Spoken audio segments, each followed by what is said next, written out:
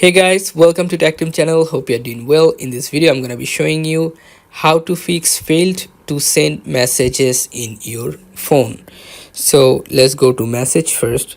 If you see that your message is not delivering and it is showing like this, not delivered, then what you're gonna do is go your settings.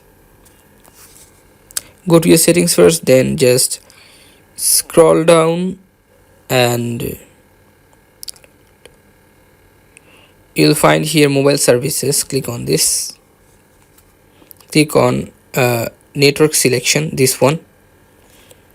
Then if you find this automatic switch turned on, make this turn on must. Okay, don't turn this off, don't set it manual, turn this automatic. Okay, after make this automatic, just go back and scroll down and find messages, this one, messages. Click on this, then scroll down and you'll find here one thing which is MMS messaging, which is turned on. Okay, you must turn this on. If it's off, okay, just make sure it's on, you are done.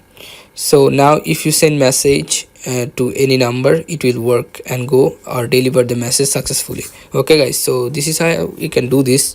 So guys, if you find this video helpful, then please give a thumbs up and don't forget to subscribe the channel. Thank you so much for watching the video.